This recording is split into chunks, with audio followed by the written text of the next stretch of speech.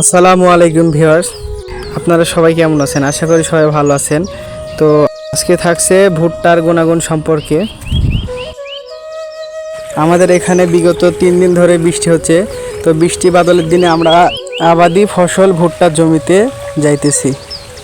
দেখি যাই কি অবস্থা, 3 দিন ধরে যাওয়া হয়নি। আমরা এখন চলে আসছি ভুট্টার জমিতে। আপনারা হয়তোবা মনে প্রশ্ন জাগতে পারে যে ভুট্টার গাছের মাথা কই। আসলে এই ভুট্টার গাছের মাথা আমাদের দিকে কেটে গবাদি পশুকে খাওয়ানো হয়। তো এইভাবে কাটলে ভুট্টা তাড়াতাড়ি পুষ্ট হয় এবং ভালোভাবে শুকায়।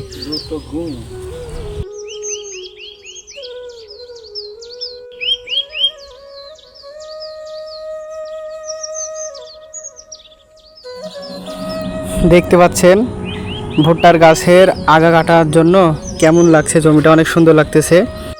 এই ভুট্টাটা দেখতেছেন, এই ভুট্টাটা আশা করি 3 দিনের ভিতরেই পুষ্ট হয়ে যাবে।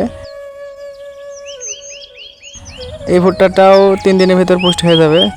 অন্যদিকে আমাদের এক ভাই ভুট্টার গাছের মাথাগুলো খুব সারিবদ্ধভাবে কাটতেছে।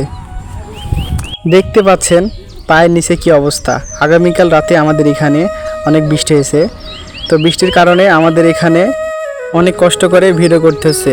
আসলে আমরা চাই যে আপনাদেরকে ভিডিও দেখানোর জন্য, আপনাদের জন্য আমরা কষ্ট করি। তো আপনাদের একটা ভুট্টা ভেঙে দেখাবো। দেখছেন আমরা আস্তে করে ভুট্টাটা ভেঙে ফেললাম।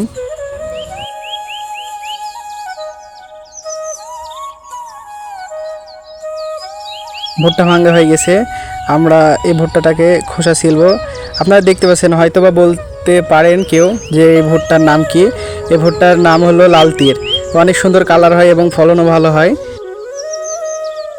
অতিরিক্ত পানির কারণে আমাদের এখানে দেখতে পাচ্ছেন একটা ভুট্টা পড়ে আছে। আমরা খোসা ছিলে দেখলাম এটার গাছ বার হয়ে গেছে পচে। তো ভিউয়ার্স, আজকের ভিডিওটি এ পর্যন্তই। তো আমাদের ভিডিওটি যদি ভালো লেগে থাকে তাহলে লাইক দিবেন এবং নতুন নতুন ভিডিও পেতে চাইলে আমাদের চ্যানেলটিকে সাবস্ক্রাইব করে এবং কৃষি বরণ সৌন্দর্যের পাশে থাকবেন। ধন্যবাদ।